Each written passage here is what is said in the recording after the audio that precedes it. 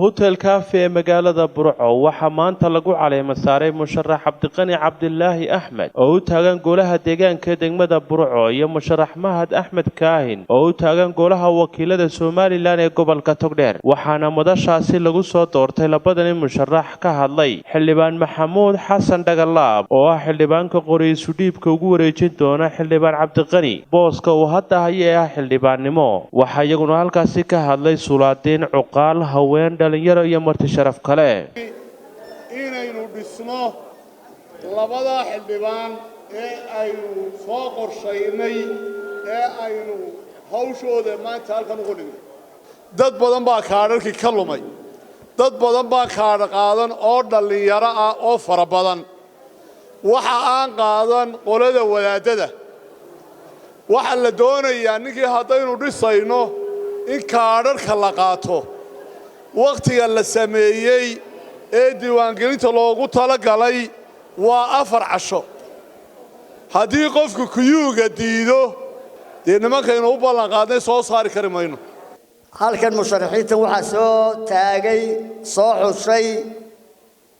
beesha la yidhaahdo gaashaanbuurta xirsi cismaan ee baaxirsi iyo reer cabdi xirsi waxaan u soo xulay oo ku soo xulay tayo aqoon karti iyo hufnaan baanu ku soo xulay xildhibaankii hore ee reerkuna waa wada garanaysaan waa ninkii burcaan nuuriyey ee nuurka maanta ay leedahay u sameeyey maxamuud axmed xasan dhagalaab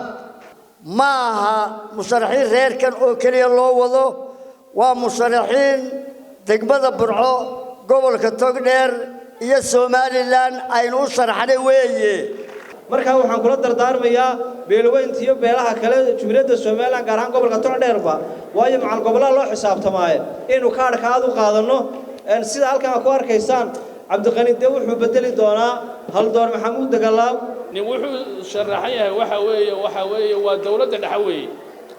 Soomaaliland oo matalaya markaa waxa la rabaa inuu cadaalad sooro ka xildhibaanka deegaankayna waa Togdheer ayuu xildhibaan u yahay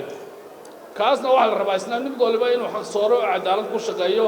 waxaanu leenahay ilaahay dhamaantiin xilka aad doonteen Allah idinku asturo anaguna waa idin baariganaa ee loo soo xogay inay ka qayb galaan golayaasha deegaanka iyo golaha wakiilada ee ay soo saareen ardaaga reer Cabdi Xirsi iyo Baha Xirsi ee ay isku waafaqeen ninka la yiraahdo Mahad iyo Cabdiqani ayaan u hambalyeeyaa waxaan leeyahay hambaliyo dhalinyarada odayaasha imaka lama tirsade yaynaan koobta u soo buuxina aynu noqono kuwa kaadharka qaata ee codeeya ee muujiya maanta waa birtirsi waa toltirsi inaan noqono kuwa kaadharka qaata ninaan kaadh haysano cidna wax ma taro naftiisana wax ma taro xildhibaan oo la soo xulay waxaan mar labaad u mahadnaqayaa axgaradkii iyo odayaashii iyo axgaradkii soo xulay ayaan u mahadnaqayaa anaguna haddaanu nahay bulshaweyntii gobolka Togdheer waan idinka guddoonnay waana hambaliyo waana idinka mahadcelinaynaa labada murashaxna anigu hambaliyeyn maayo waan u ducaynayaa xil weyn baa sugaya xilkaasi hambaliyo ma mudna laakiin wuxuu mudan yahay in loo duceeyo waxay qaadeen xil bini aadam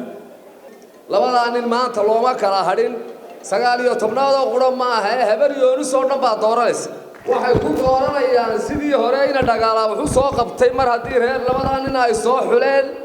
ayaga waan la dooranaa waaba isugu tagana yaan dadka qaar la waayin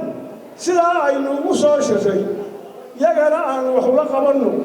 waanaynu ducaynaynaa ugu dambeyntii waxaa halkaasi ka hadlay musharax Cabdiqani Cabdilaahi Axmed halka musharax Mahad Axmed Kaahin uu ku maqan yahay dalka dibadiisa isla markaana hambalyo iyo bogaadin uga soo diray taageerayaashiisa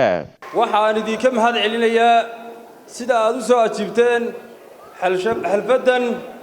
aad iyo aad baad mahadsantiin waxaan idinku darayaa mar labaadka kaarka codbixinta maalin baa jirta fartaa yar lagu kala baxayo waxaa idinka rabaa fartaa inaad igu yirtaan anigoo ka wakiila Mahad Axmed Kaahin oo runtii maanta inaga maqan horena odayaashu u sheegeen waxaanu idinka mahad celinaynaa mar koobaad iyo mar labaadba sida sharafta leh ee aad u ajiibteen aqbalkan aanu idiin soo fidinay ee aad hawshiinii nagu soo daayacdeen waanu idinka mahad celinaynaa mar koobaad iyo mar labaadba maxamed saciid gaxnug telefishinka caalamiga badda cas burco